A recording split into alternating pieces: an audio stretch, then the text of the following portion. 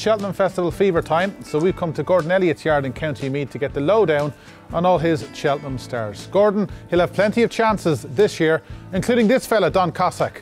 So let's hear what he has to say.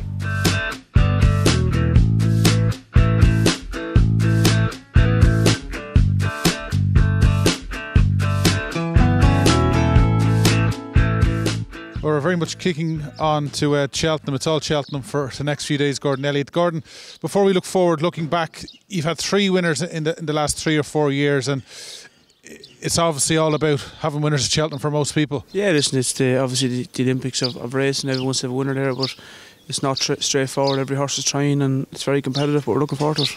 You were waiting a while for the first winner. I think it was Chicago Grey, and sort of 2 came along at once. It must have been a great couple of days. Yeah, it was. We did. I think we went over 5 or 6 horses, and every one were placed that year. But we hit the crossbar the following year, and then we had a winner last year and a few placed ones. So listen, we're happy. The horse running well, so we couldn't be happier. Obviously, you have an awful lot of entries. How many runners do you think you might have over the 4 days? About a dozen or maybe 10 horses, 10 or 12 horses, please God. All going okay for the next week or 10 days, but a lot of them will work after racing on Saturday or Sunday, sorry, and we know where we're going then. Okay, you have a lot of big guns. I suppose we better start with Don Cossack. He's done very little wrong this season. Yeah, I mean, look at he's won twice, I mean second twice, so if every horse we had in the yard was like him, we'd be delighted. He's going to go for the RSA, so he is. He's in good form. I think a good gallop over 3 miles, drop him in, take our time, will suit him well, you know. Obviously he was a good bumper horse. Things didn't work out really as a novice hurdler, but you're obviously very happy that he's starting to show the horse that you've always thought. Yeah, he got a couple of niggly problems as a hurdler and got a bad fall one day in Navan, but he's in good form and he's been very good over fences this year, so we're happy.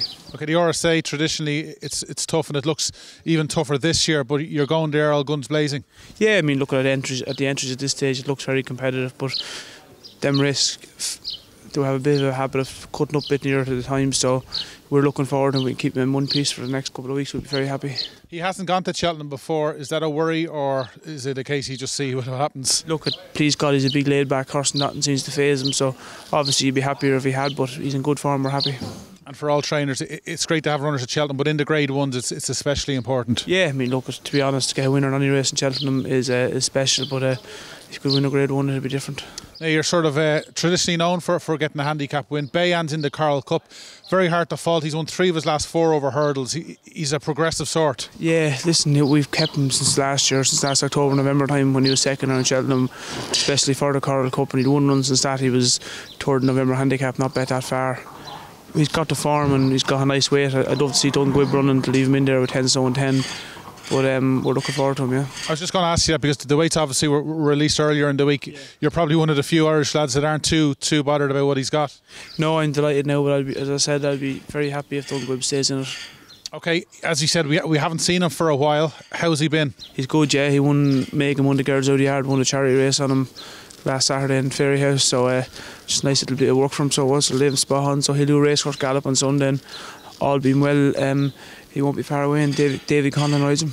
And you mentioned the fact he's been to Cheltenham. That's obviously a help. It is, yeah. We know he handled the track, and I think the 2 mile 5 will suit him well, so he ticks a lot of boxes. Now, he's on way to course syndicate. One of the guys who own him, of course, is Gary O'Brien. What's he like to train for? Yeah, Gary, listen, he's straightforward. He knows the game. He's always involved in the old horse with us there, so it's nice for him to have a nice one. And there's 3 or 4 other lads with him, or gas lads, so if he won, it'd be interesting. It'd be good celebrations if it happened. Say it won't be bad now, yeah.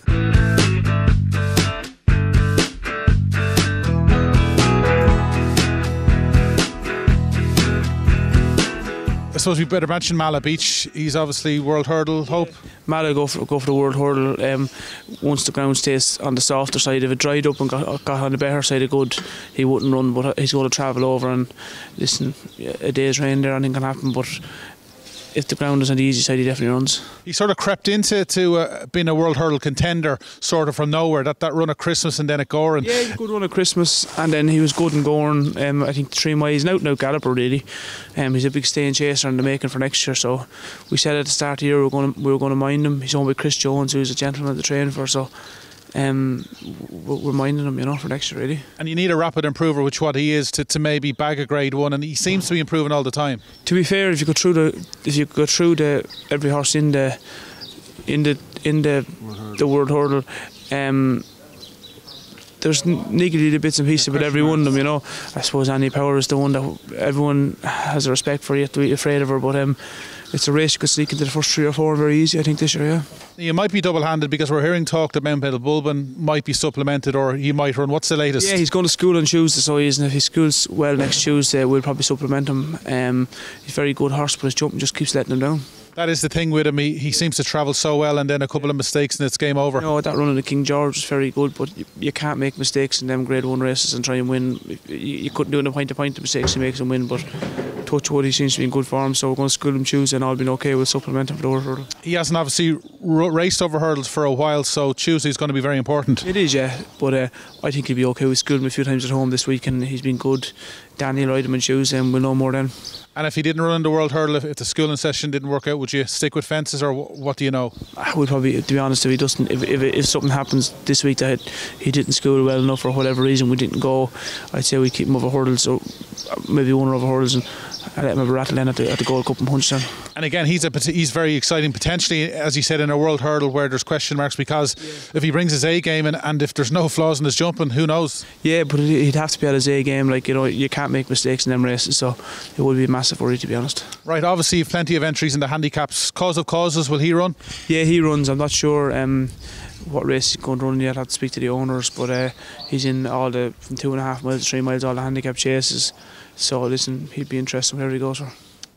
I suppose a bit unlucky in the Paddy Power. He just ran into another one that was nearly as well handicapped. Yeah, he was better short head and he made a mistake the second last. I say it probably cost him the race. He was a little bit further back than what we would have liked, but he looks like he's well handicapped for the race. He runs off his Irish mark, so he'd be one of the better handicapped horses from going over from Ireland, I think, you know. And again, he's another rapid improver.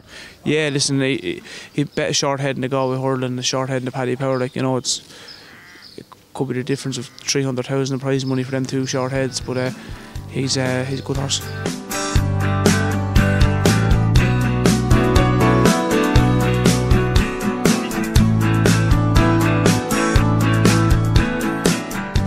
We must mention Flaxen Fair because he won obviously at the festival last season. How's he? He's done nothing wrong all year. He's been placed in a very good handicap hurdle since it. He's going to go for the county. He's got plenty of weight, but listen, he has it for a reason.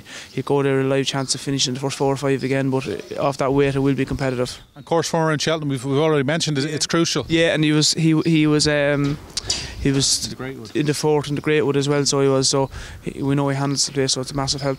This lad behind Moonshine Lad, he's been running well all season. Might he go? We'll probably give him a miss, so we won't go to Cheltenham with him. The ground was just too soft in Clonmel last week. Horrible tacky ground. He never handled it, so luckily enough Paul didn't knock him around, so he'll be okay. What else have we got? Obviously Gigginstown have an awful lot of horses with you. We've got Tiger Roll obviously to go for the Triumph, and we've got Calicam, and if All in Treasures wins tomorrow, he'll go for the Fred Winter, and we've got Unbum at hand maybe for the Martin Pipe, and we've got plenty, like, you know, the next week stay in one piece, so we'd be happy, you know. More on Tiger Roll, of course. He hadn't run for such a long time, and second in a Grade 1, you must have been over the moon. Only his second ever run. Very good run. He come on well from the run, and we brought him away to another school, and then he jumped very well. Brian's happy with him and we're happy with him. We were tempted to run him in the Grade 2 last week, but we just felt it was a little bit close to Cheltenham, you know. So we're going to take our chance and go over with only 2 runs. And listen, it's probably not the race it was as far as helter skelter wise, because the Fred Winter kind of takes a bit away from it, but we're looking forward to him. He's probably one of our stronger ones, to be honest. Because heading into that Grade 1, I think you said you were sort of just throwing him in the dark and seeing where you stood with him, and you know, surely the world's his oyster after that run. Yeah, I thought it was a very, very good run. Guitar Pete has a good line of form with all the horses in England and Ireland, so I'd be confident enough taking on Guitar Pete the next day, but just whether we beat the rest of them, it'd be the problem. You know, you could maybe beat him and there could be 1 or 2 just too good to beat the 2 of them. But he's come on from the run, and I'd say he's not a bad little horse. The fast pace will suit him, and he'll come up the hill strong, you know. How much would he have to improve to maybe turn the tables on Guitar Pete? He wouldn't have to improve a lot for me. He's only bet 2 lengths at the line, and I mean, he was staying on. Brian dropped the stick that day, and he made a bad mistake at the last. Only his second ever run, he never ran the flat. So anything else we haven't mentioned?